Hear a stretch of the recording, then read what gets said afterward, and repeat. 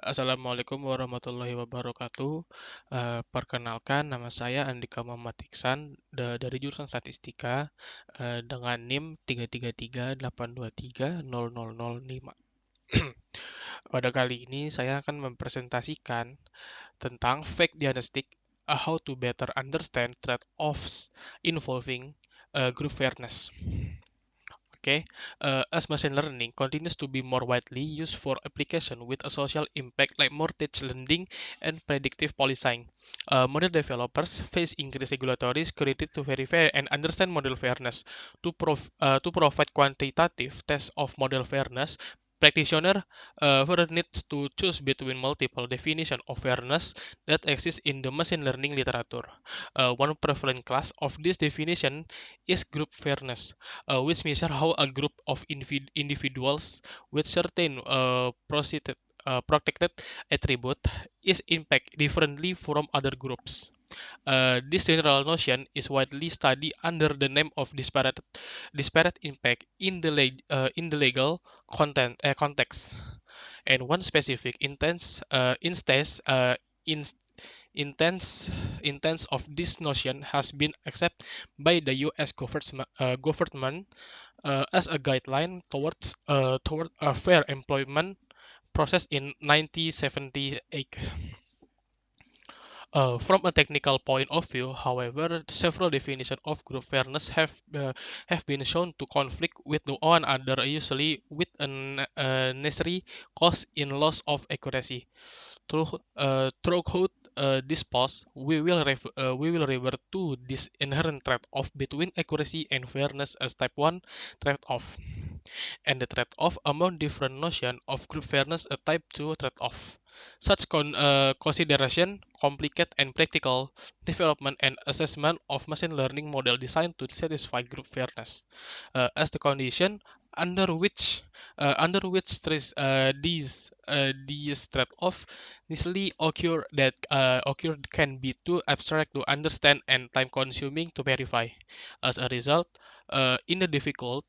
it is difficult in general for model developers to explore these trade-off efficiently.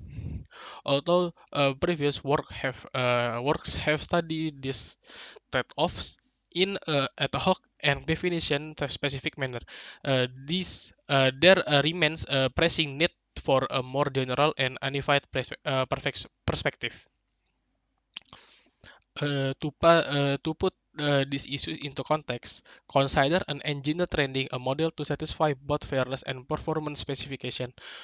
Shown in figure 2, typically the engineer need to resort to several iteration of training and evaluating models with different level of performance and fairness. But with a knowledge of the trade-off boundary representing type 1 trade-offs, the engineer can easily understand the frontier of achievable accuracy and fairness level to quickly rule out specifications that are not feasible. All before training or evaluating any models. This reduce the time and effort spent on trying to obtain a model with unrealistic configuration. Furthermore, it is important for not only the engineer but also the regulators to fully grasp type 2 trade-offs with a list of compatible group fairness notion in order to provide reasonable guidelines.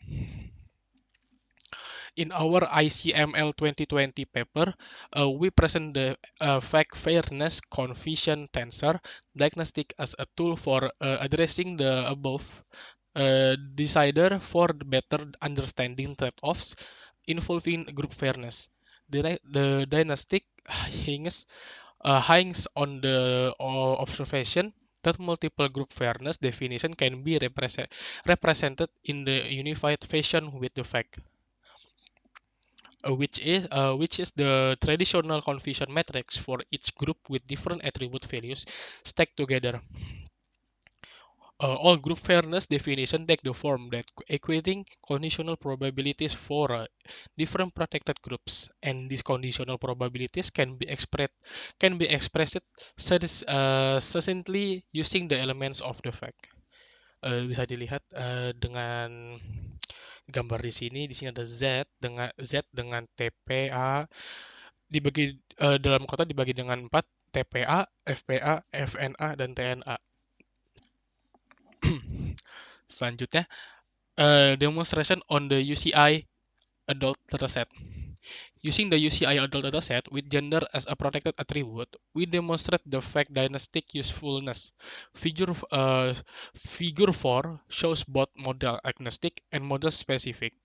Fact Pareto prompts by plotting solution. Under the equalis odds fairness is essentially the frontier allows us to get the type 1 trade-offs. How accuracy inevitably drops for increasing levels of fairness.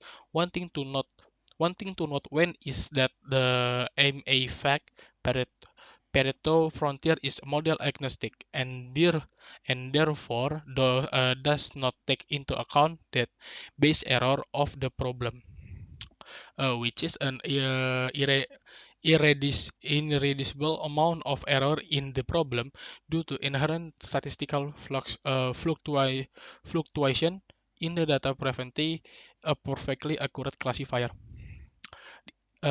This means that the equivalent to accuracy of 1 for the effect Pareto frontier should be interpreted as a Bayer error, not as the value 0 itself.